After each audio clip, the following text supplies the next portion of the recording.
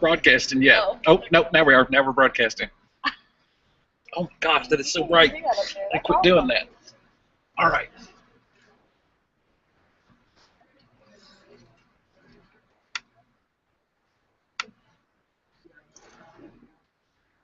That's so cool.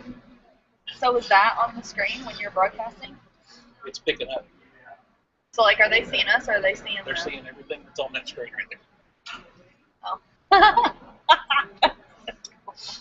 Okay, guys, we're gonna go ahead and get started.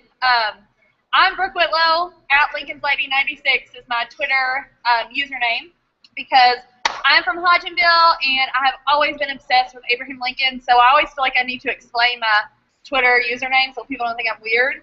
But they might still probably think I'm weird because I am obsessed with Abraham Lincoln. But anyway, I'm Lincoln's Lady 96. And I'm Mike Paul. And on Twitter, I'm at Mike Paul. Sorry. Way less creative than me, but no creativity. that's okay.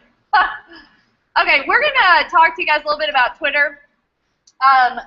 When we started planning for the Teach Meet, I put in the spreadsheet that I wanted to talk about Twitter because Twitter has changed my whole professional everything.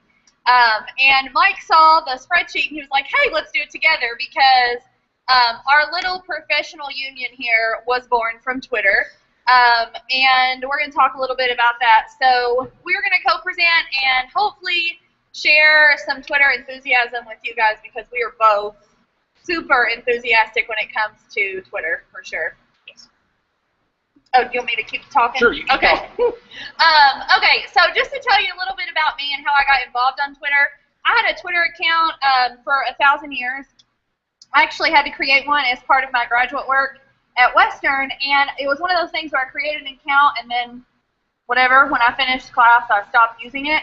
And so probably when I went to the middle school conference back in November in Minnesota, everybody was hashtagging everything, and I didn't really know what was happening, and so I started using Twitter a little bit, and then I started connecting more with Kentucky teachers.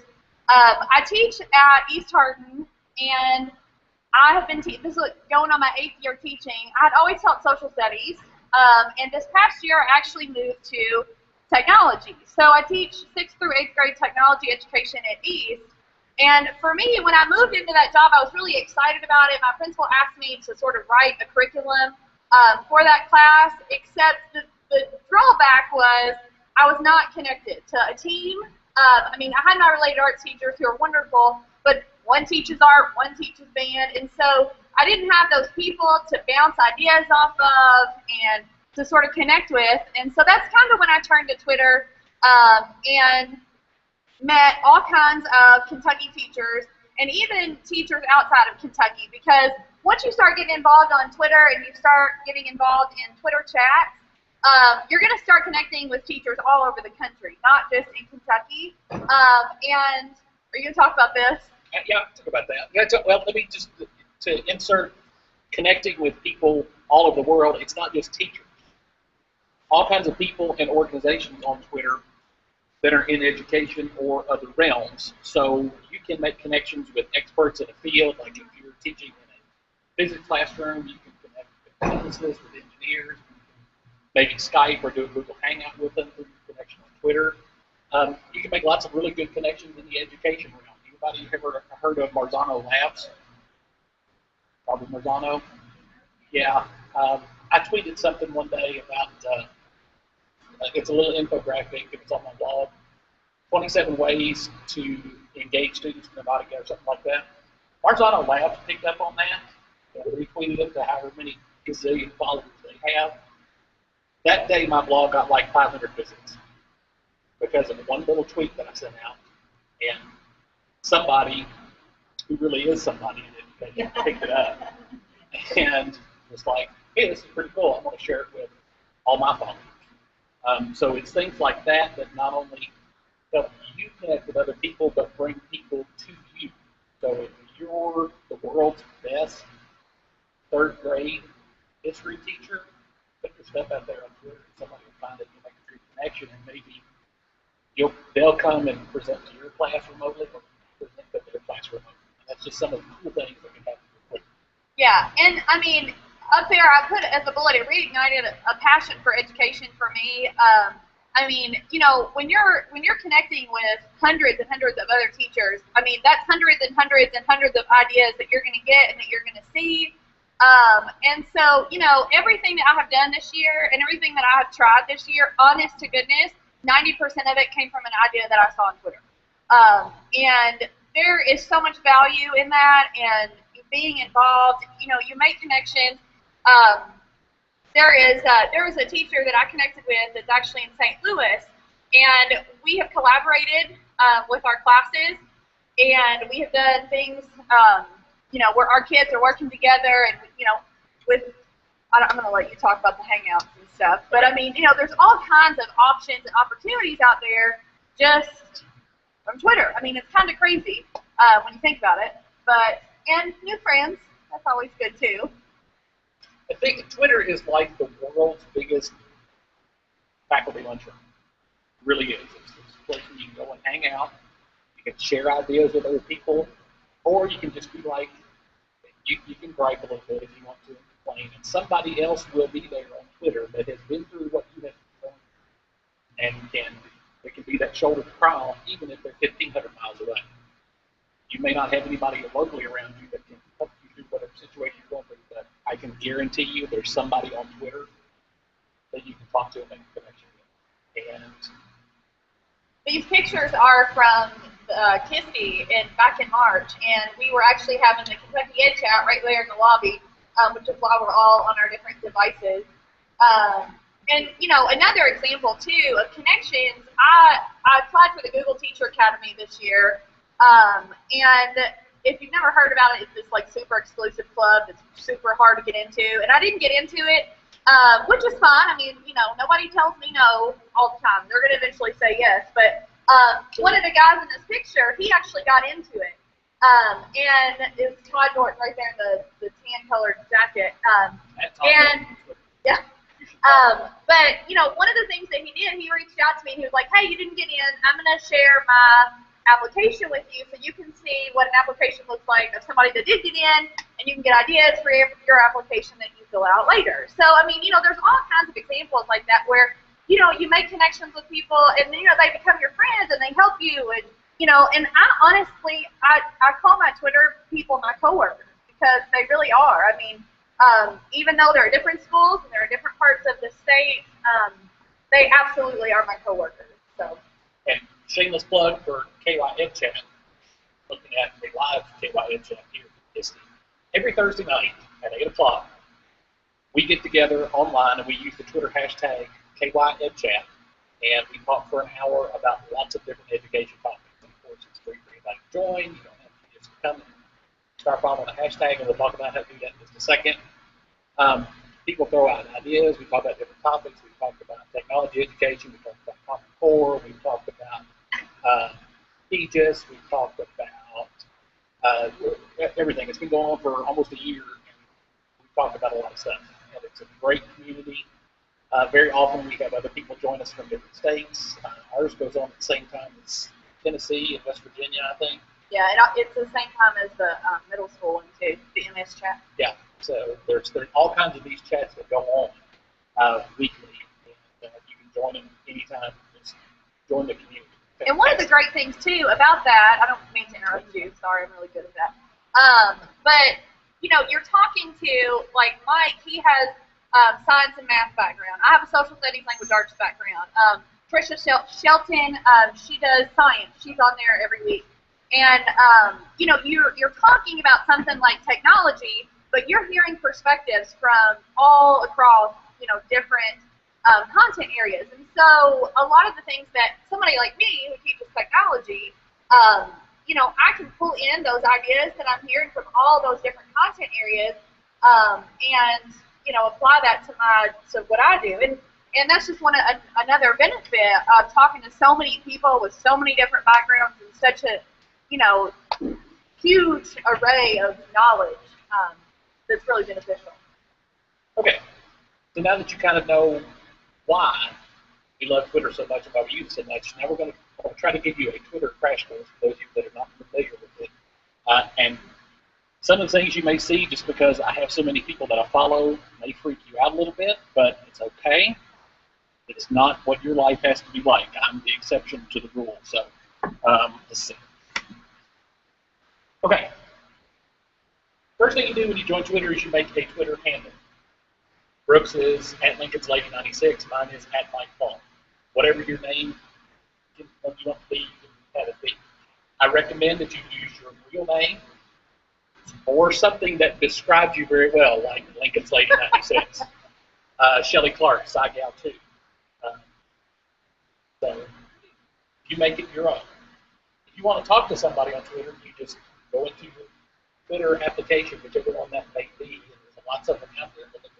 And you just use, if you want to talk to them, you just hit @ capital Q, and type their name, and you're sending them a message.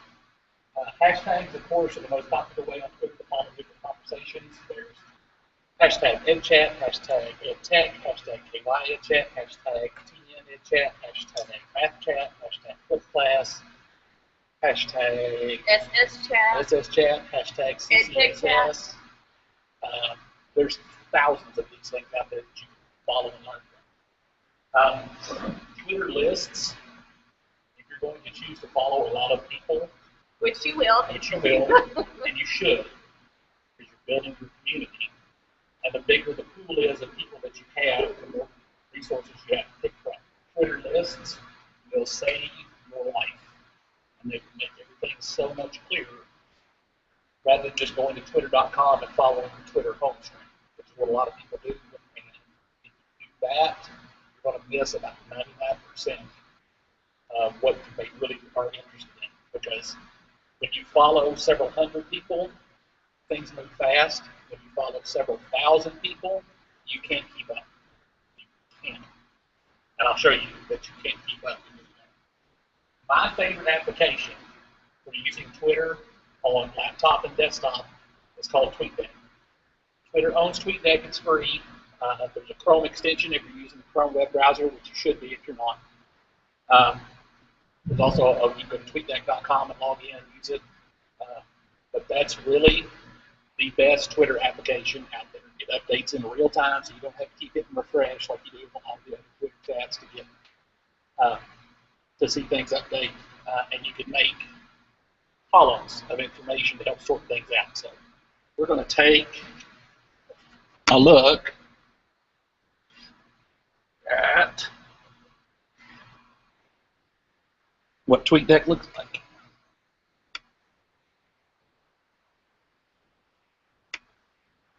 Okay, this is TweetDeck. Now, as you can see,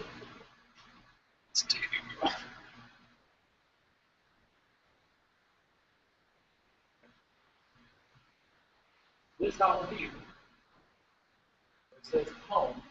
If you went to twitter.com and signed into your Twitter account, this is what you would see. Because on twitter.com, there is no other way to look at a different column at the same time. So as you can see, this column pretty much never stops moving. I follow about 7,300 people right now, have about 8,400 followers,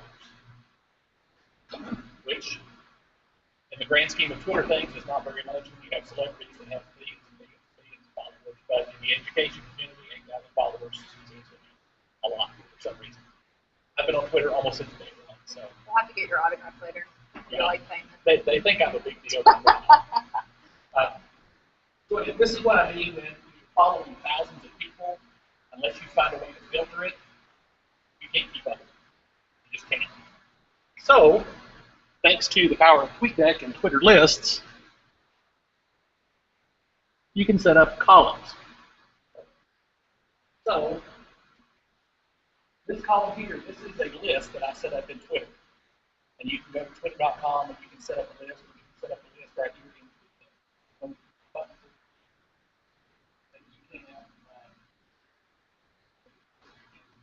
That you can create a list. And in a list, you can add Twitter users by their name if you want to. So this list for me is called Must Reads. And these are the people that I picked out every day that I want to see everything they tweet. And it ranges because we have certain addresses, removal, works with safety quality. Hey, I just read you, and I did not pop up on that list. So I'm not in your must read column. Well, but you're in my notifications. My kids. This is another. I'm so offended. This is not a list. This is a column. That is anytime somebody mentions your name in a tweet, which is kind of important because if somebody is mentioning your name in a tweet, they're probably wanting you to respond to something, or they're just going to. This column just shows. You just wanted to see your name on the board.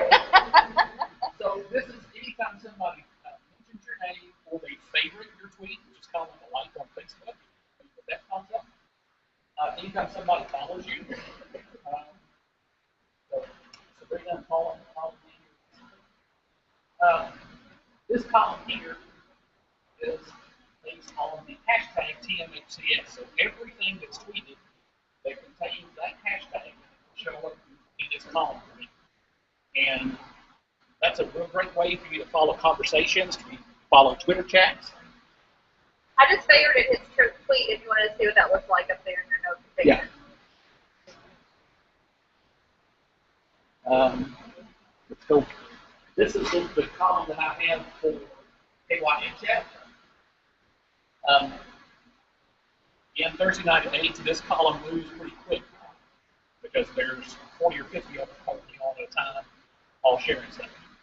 The good thing too about your list is that you can move them around, and so like if you're doing a Twitter chat, it's a good idea, I think personally, to like move your notification column beside your hashtag column of whatever it is you're following. So that way, like if he had his notifications right here and he's following this chat, he's kind of able to keep an eye on like, okay, he just responded to something I said, or whatever. So that way you're still following the conversation. But you're also getting your notifications. Yeah, just like that. I'm going to try to do this. And not to two. Trying to move it. Anyway, I won't. But you can literally take this column and move it over here. You can rearrange it in any order you want to. Some other columns that I've got in here. There's messages for people that direct message you. I've got a column that's called Head Leaders, and these are people that I put in that I feel are leaders in education on Twitter. Guys that are school technology program, and they see a hashtag. If you're on Twitter right now and he has this column pulled up, I would go ahead and follow some of those people because those are excellent, excellent follows. Justin Hart. If you don't follow Justin Hart, yeah. You're a shitty This guy is a principal. Yes, he is outstanding. NMHS_principal is his username. And then Cool Cat Teacher, too. She's one of my favorites. I met her last week at the Techniques Conference. Yeah, I'm like, oh, I just so not cool.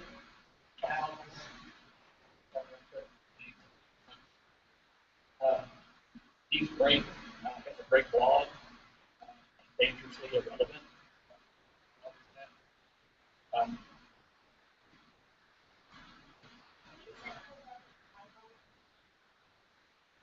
There are lots of Twitter applications available for the iPhone. And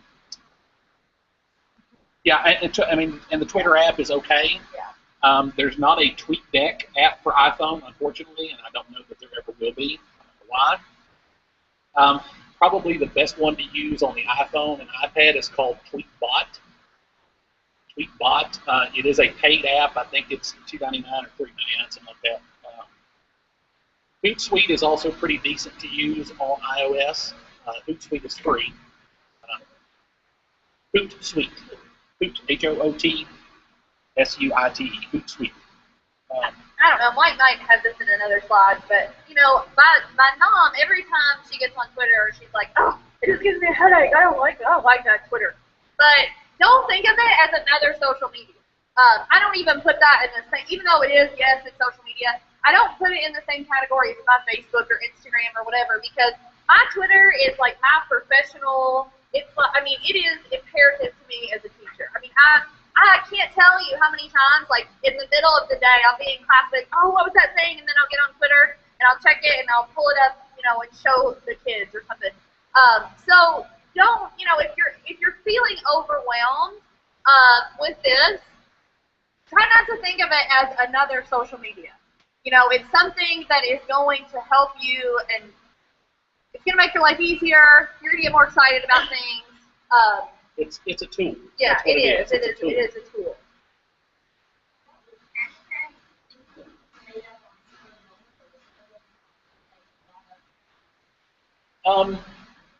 Hashtags kind of evolved. When Twitter first started using them, it was initially designed as a way to organize information on Twitter. It wasn't, because due to the 140 character nature of Twitter, things move very quickly, and a tweet has a very limited lifespan. Not like a Facebook post or a Google Plus post that you might find 2 or 3 days later. Tweets are gone in 30 seconds, especially if you follow a lot of people. But using a hashtag, you can organize them. Now, hashtags have kind of been corrupted, and they've now entered our language. So, yes, sometimes hashtags are overused and they just kind of get goofy. And some people use them for funny things, but you can organize with them as well. But yeah, at some point in time, somebody just came up with it. The Ed Chat started maybe 2 years ago. And there is, even though you'll see Ed Chat pop up a lot, there is actually an official Ed Chat time where there's a live chat that goes on. But some people just have their stuff with Ed Chat, so it's easy to find later. And if you're new to Twitter and you're just starting out, I would highly recommend, if you're wanting to start getting into some of the chats, start with a smaller chat like the Kentucky Ed Chat, because some of the other ones like Ed Chat, MS Chat, Ed Tech Chat especially, there's so many people that participate in those. It can get a little overwhelming because you're constantly getting new information that's popping up. So, you know, the Kentucky Ed Chat is obviously my favorite, but it's also a good place to start to kind of get your feet wet. Are you going to talk about, like, lurking and all that later? Sure. Okay. We do. Okay. And if you're new to Twitter, don't feel like you have to always jump in and get involved. Like if you come to Ed Chat this Thursday night is your first one, you don't have to necessarily start tweeting and participate. You can do what we call lurking. You can be a lurker and just watch and see what's going on. I think everybody starts as a lurker when they try something new. Until you get the hang of things. And Twitter is, to use it effectively, it is a skill you have to learn. It does take a long time to learn it. But to use it effectively, it is something you kind of have to know what's going on and how to do it. Like, for instance, when somebody mentions something, they have not put via in front of this, or you sometimes see mentions that have a period in front of it, which looks really weird. The reason they do that is because when you mention someone, if you just use the mention, not everybody on Twitter will see it. It will only be seen by the people that follow both people in the conversation. However, if you do via @MyCall or period @MyCall, everybody sees it. So that's one of those things that you just learn over time. Like, oh yeah, if I want everybody on Twitter to be able to see this, I need to remember to rephrase my tweet or put that period in front of it. And again, it's one of those things you just learn over time.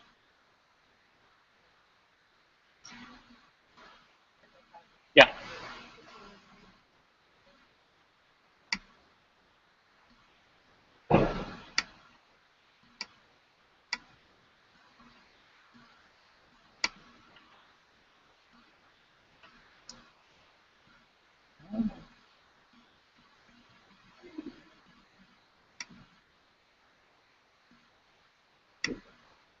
Okay. These are some names that wrote down a few minutes ago. These are all teachers in Kentucky that you should probably follow if you're just starting out on Twitter. If you don't follow them. And this presentation, I'll give you a web link in a minute. It's also on the teaching website. You can go back and look at this later. But these are teachers, administrators, library media, hard work for Department of Education. These are a lot of our regulars on KYN chat, so they're pretty involved in Twitter and are good people to follow. And another idea too, what I did when I first got on Twitter, trying to find some good people to follow, go to one of these people and just scroll down their Twitter feed, and if you see them like interacting with people, that will lead you to another good person to follow. So that's just another story. Any Twitter user, if you go to twitter.com/Paul, that's my actual Twitter page. And you can see who I follow. There's a followers tab. There's a following tab for people that I follow, for people who follow me. You can see all the tweets that I've sent. So go to one of these people, whoever it may be, and see who they're following. And chances are there's probably some other good resources in there too. There's probably some good ones in there. Like I follow like fake Darth Vader accounts and stuff like that, just because I think they're funny. But there's gems in there that you can learn from too.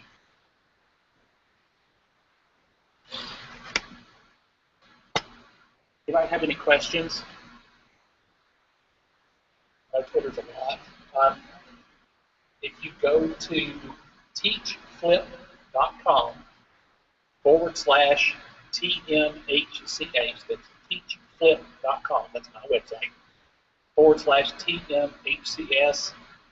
This presentation is on there already. There's some other resources about Twitter on that page.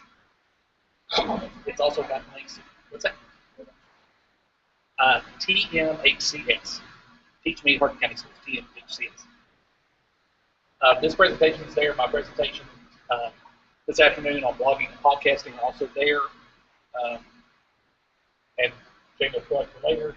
I'll be talking about blogging later, and I'll talk a little bit about how I integrate Twitter and blogging together to drive most of the traffic from my website. You can see how that works too. And I'll be talking about flipping the classroom and also using Twitter. So anyway, you can see that Twitter with both of us is in all aspects of everything we do. And another thing I was going to mention too, Mike was talking about interacting with like some companies and some founders of things that you use in the classroom. There was, I forget what app it was exactly, but I was so frustrated with it one day in class because I couldn't get it to work or whatever, and it must have been a day when Paula wasn't at her computer.